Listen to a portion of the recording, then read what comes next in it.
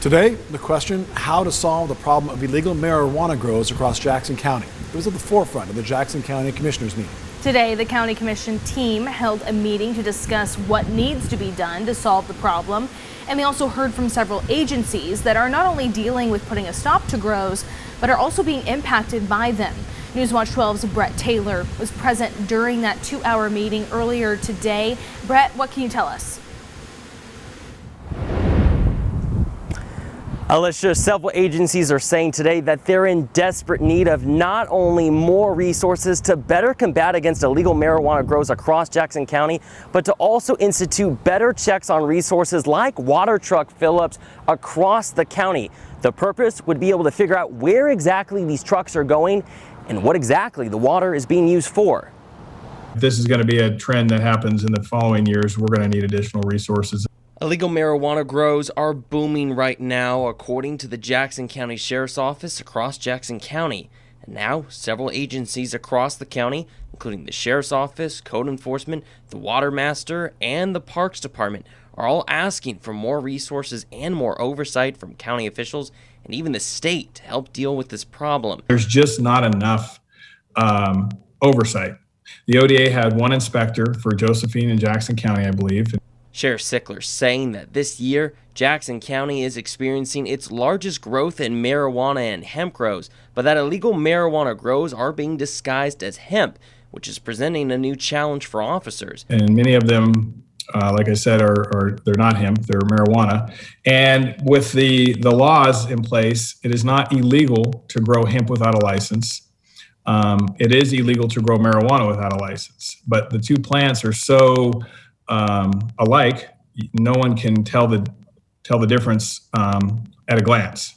And with not enough funding, officers, and other resources, Sheriff Sickler says that they don't have the tools needed to enforce even current laws on a wider scale. We don't have enough tools in our toolboxes right now or enough resources to go out and enforce the laws that are currently in place. And the Code Enforcement Department is in a similar situation. Right now, it's our lack of resources that is really sort of hindering the work that we're doing.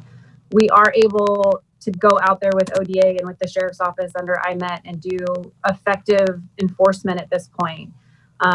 But we are swimming as hard and as fast as we can, and we simply cannot keep up because of the sheer volume and the number of grow sites that we're seeing in the county. According to Alicia Brown, each code enforcement officer for the county is dealing with about 120 marijuana complaints, which is slowing down the timeline for enforcements. And if the department could get the necessary resources, even to hire just 5 more officers, enforcements would speed up. I can't say enough that I need more staff, I need more help, because we just can't keep up. Like I said, we can do effective enforcement, but we just don't have the number of people that we need to be able to support what we're seeing right now. On top of that, county commissioners are expecting the growing season to become even longer for illegal marijuana grows, which means that even more water will be used, something that Jackson County is in short supply of with the drought. According to the Jackson County WaterMaster, water usage has doubled at some water stations in parts of the county in the last few years. And more needs to be done to better track who is using these larger amounts of water and what it's being used for. It truly is really difficult to track who is using water and how much they're applying to the land, and if whatever they're applying to the land is adequate for the proper cultivation that they're doing. One idea that was discussed in today's meeting was the possibility of eliminating water trucking, but according to HAYNES, that won't solve the problem. Anytime you eliminate an option for folks and especially individuals that are dependent on that water for farming, they're going to find water any way they can.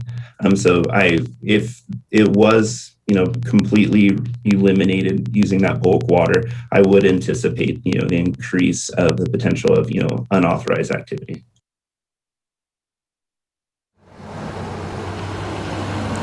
Now again, stopping water truck fill-ups is just one of the many ideas that was being considered today in that meeting to help solve this problem. Another idea that commission members also talked about today was possibly bringing in the National Guard to crack down on some of these illegal marijuana growers. Some commissioner council members saying today that if they do decide to go with this idea, that they hope that it's going to send a strong message to these illegal growers that they are taking this issue very seriously.